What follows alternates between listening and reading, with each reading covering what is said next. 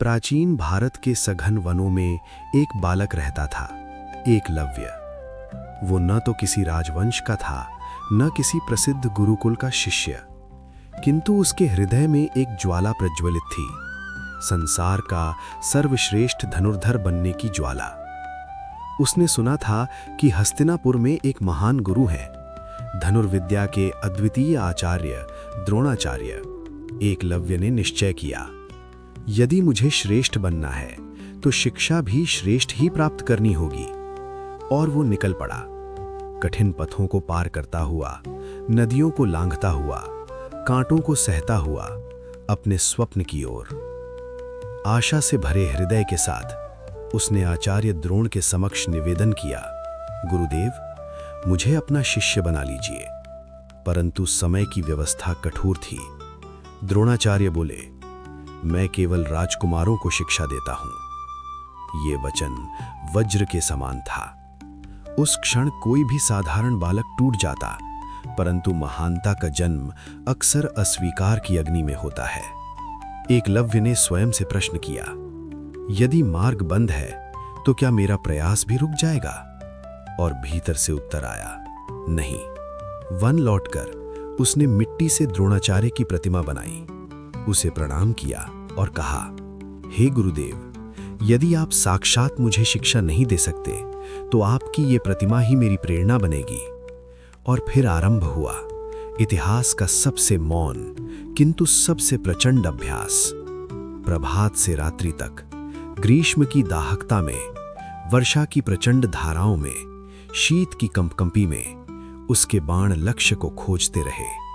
अंगुलियां घायल हुईं, त्वचा छिल गई, रक्त बहा, किंतु अभ्यास नहीं रुका।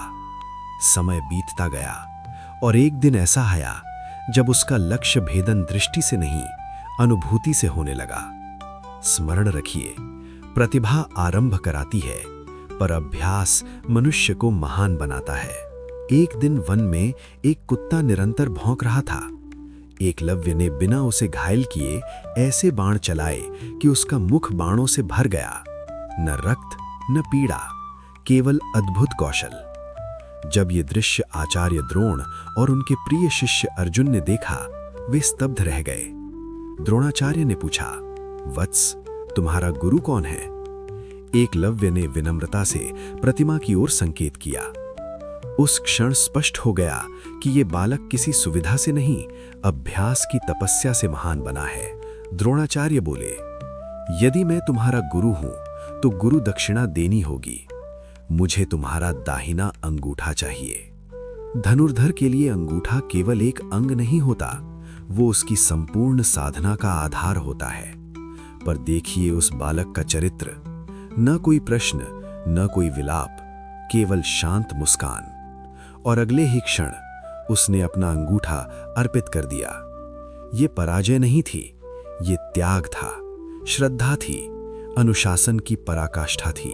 बहुत लोग समझते हैं कि एकलव्य की कथा दुखांत है, परंतु सत्य ये है कि उसने संसार को ये सिखाया, साधन नहीं, साधना महत्वपूर्ण है।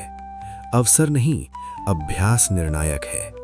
परिस्थितियां नहीं, संकल्प भविष्य रचता है।